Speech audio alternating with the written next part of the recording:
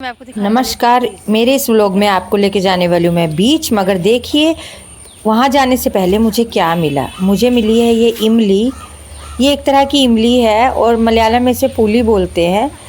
और मैं वहीं रुक गई और हमने ये फटाफट से इमली तोड़ ली है।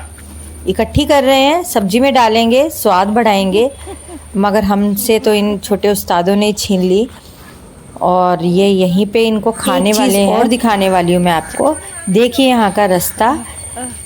यहाँ के लोग यहाँ पे आराम से चढ़ उतर जाते हैं, मगर दिक्कत होती है हम जैसे लोगों के लिए। और मैं तो कई बार यहाँ पे फिसल भी चुकी हूँ। ये बच्चों की मस्ती कभी नहीं ख़त्म होएगी, ये बहुत शैतान है। अब अयान ट्राई करने वाला है ये इमली कैसी लगती है। खट्टी, पूरा अंदर तक हिल गया ये। अब हम चल रहे हैं बीच के, हम पहुंच चुके हैं। देखिए कितनी बोट साइड पर खड़ी हुई है और अंदर भी कितनी बोट्स हैं। देखिए ये बोट्स यहाँ पे दो तरह से काम आती है। एक तो यहाँ पे आप टूरिस्ट है तो यहाँ पे आप मज़ा ले सकते हैं। दूसरा इस किनारे से उस किनारे पे जाने के लिए घूम के जाओगे, बस में जाओगे तो 1 से 1.5 घंटे का समय लगता है। मगर यहाँ से बोट में सिर्फ 10 मिनट में आप दूसरे पार चले जाते हैं। मछली पकड़ने के लिए आता है ना। मछली पकड़ने के लिए मछुआरे भी यहाँ से दूर दूर समुद्र में जाते हैं, इन्हीं बोट्स पर वो जाते हैं। ये है कोयिकोड, केरला का बीच। कैलीकट के नाम से प्रसिद्ध है, बट लोकल लोग इसे कोयिकोड ही बोलते हैं। आपको नक्शे में भी कोयिकोड ही मिलेगा लिखा हुआ। जी ये वही बीच है जिसकी खोज वास्को डी गामा ने 1498 ईस्वी में 1498 में करी थी। क्या उससे पहले बीच नहीं था? था, बिल्कुल था। भारतीय यहाँ रहते भी थे, मगर किताबों के हिसाब से इस बीच की खोज 1498 ईस्वी में वास्को डी गामा ने करी है। बहुत ही सुंदर बीच है, अच्छा पानी है, मगर यहाँ पे आपको गोवा जैसा माहौल नहीं मिलेगा। गोवा का रहन सहन, वहाँ का पहनावा, जिसमें ज़मीन आसमान का फ़र्क है, और केरला के पहनावे में, रहन सहन में, लोगों की सोच में, वहाँ टूरिस्ट बहुत ज़्यादा है, यहाँ भी टूरिस्ट बहुत ज़्यादा है, मगर फ़र्क तो है ही। और बात इस बीच से जुड़ी हुई है जो मैं आपको बताऊंगी कि 1934 ईस्वी में महात्मा गांधी जब यहाँ पर आए थे तो उस टाइम पे इस बीच के जो साइड पर रोड जा रही है, बीच रोड का नाम गांधी रोड पड़ गया था। उनके नाम से प्रसिद्ध भी है। अब हम लोग भी, बड़े लोग भी यहाँ के मस्ती करते हैं, छोटे बच्चे तो करते ही हैं यहाँ पे मस्ती।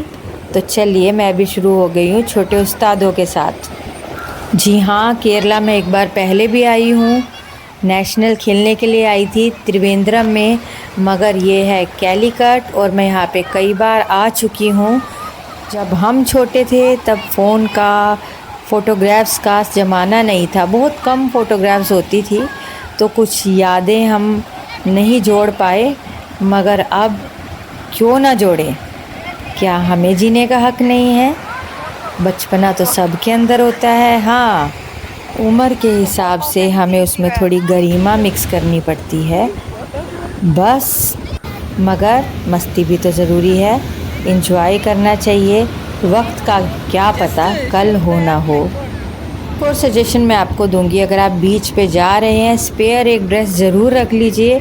आप कितना भी बचाने की कोशिश कर लीजिए, पानी आपको भिगो ही देगा, जैसे कि मेरे साथ हुआ है। मैं भीग चुकी हूँ और ये बच्चे तो पूरे भीग चुके हैं। अभी तो इन्हें मस्ती छा रही है, मगर जब ये बैठेंगे तो इनको पता लगेगा, इनको कितना अनकंफर्टेबल फील होएगा। आज्ञा को ये शेल मिला है, बहुत खुश है, जंप कर रही है और ये बोल रही है मुझे ऐसे ऐसे शेल और भी ढूंढने हैं, मुझे अपनी फ्रेंड्स के लिए लेके जाना है। अब ये क्या करेगी, इसकी दुनिया ये जाने।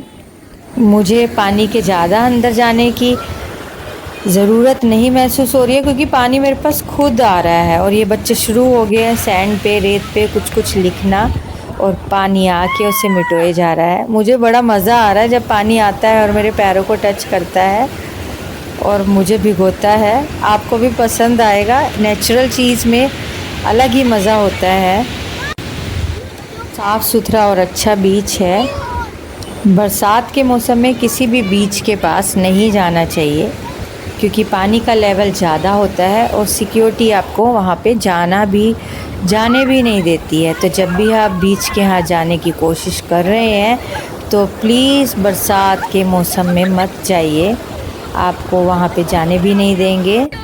गर्मियों में जाइए, और वैसे जहाँ बीच होगा वहाँ तो सर्दियाँ बहुत कम ही होगी, अच्छा वेदर हमेशा ही पूरा साल रहेगा। जैसे कि केरला, वैसे जैसे क्लाइमेट चेंज हो रहा है तो मैंने इस बार क्या महसूस किया है कि पहले जितनी गर्मी केरला में अब नहीं है। चाहे ये बरसात का मौसम है, मैं पहले भी कई बार बरसात के मौसम में आ चुकी हूँ, मगर इतनी ठंड लग रही है जैसे हमारे यहाँ पे नवंबर के शुरुआत में लगती है। पहली बार ये हुआ है कि केरला में पसीने नहीं छूट रहे हैं, अच्छा मौसम है, फ़ैन के नीचे भी ठंड लग रही है, एसी और कूलर की तो आप बात ही छोड़ दीजिए। पानी के अंदर गहराई है, साइड पर रेत का लेवल ठीक है, मगर जब पानी आता है और लेके जाता है अपने साथ वापस तो रेत को भी लेके जाता है और वहाँ पे आप गड्ढा महसूस करेंगे। हमें डर है, हमारे साथ छोटे बच्चे हैं, कोई नादानी ना हो जाए, हम इनका पूरा ध्यान रख रहे हैं, मगर डर तो है ही। हम इनको इंस्ट्रक्शंस दे रहे हैं कि पीछे रहो, फिर भी ये भाग के आगे जाते हैं तो हम इनको पकड़ लेते हैं। देखिए आप कैसे चढ़ के समुद्र आ रहा है, ऊपर की तरफ से देखिए। और जहाँ मैं खड़ी थी पहले यहाँ पानी नहीं आ रहा था, तो जैसे जैसे शाम हो रही है पानी थोड़ी आगे तक आ रहा है और ये पाछू पूरा गीला हो चुका है, गिर गया ये पानी में। ये पारू कुछ पानी में लिख रही है रेत में, और ये पानी ने आया और मिटो दिया। बस इन्हें यही देखना था, इसी चीज़ का स्वाद लेना था। देखो कितने खुश है। मैं इनके अलग अलग एंगल में फ़ोटो खींचने की कोशिश कर रही हूँ।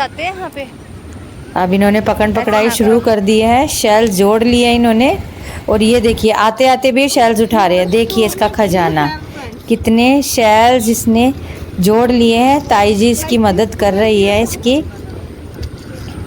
अब इन्हें वॉश कर लेंगे, कैरी बैग में रख लेंगे, फिर इसे जो करना है वो करेगी। एक और बात मैं बताना चाहूँगी, ये बीच चालियार रिवर नदी के मुहाने पर पड़ते हैं, मुंह पे।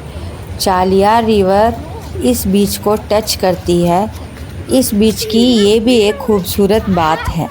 और आपको मैं जहाँ लेके जा रही हूँ तो आप ये देखिए, ये पत्थरों से बना हुआ एक पाथवे है जो समुद्र के बीच में 2 किलोमीटर तक आगे जाएगा। यहाँ पे आप शांति के साथ वॉकिंग कर सकते हैं, नेचर का नज़ारा ले सकते हैं, फ़ोटोग्राफ्स करा सकते हैं। और देखिए पूरी तरह से पत्थर से बना हुआ है, इसके दोनों तरफ पत्थर लगे हुए हैं और लहरें आती हैं और ज़ोर से इन पे टकराती हैं, शांत होकर पत्थरों से वापस समुद्र में मिल जाती हैं। सबसे लंबा ब्रिज टाइप है ये, और देखिए लहरें कितने गुस्से में आ रही है। सनसेट देखना था, सनराइज़ तो भूल जाओ, इतनी जल्दी तो हम नहीं पहुंच पाएंगे, बट अगर सनसेट देखना था हम उसी कोशिश में थे। मगर बारिश का मौसम है तो सूरज तो दूर दूर तक नहीं है, और हल्की हल्की बारिश भी शुरू हो गई है। हमने अम्ब्रेला खोल ली है। केरला में आप कभी भी बारिश में आ रहे हैं तो प्लीज़ अपने साथ अम्ब्रेला लेके जाइए। अगर बारिश रुकी हुई भी है तब भी छतरी ले लीजिए अपनी। और ये देखिए अब हम वापस आते हुए फ़लूदा खा रहे हैं। केरला में आए फ़लूदा ना खाया, नो, ऐसा हो ही नहीं सकता।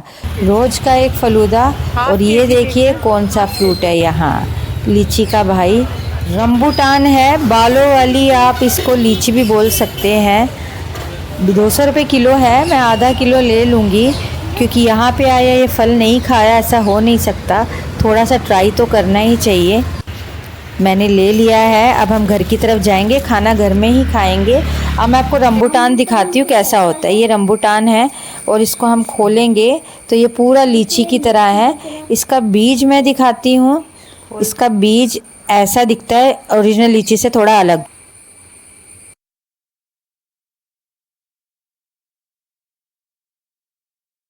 मेरे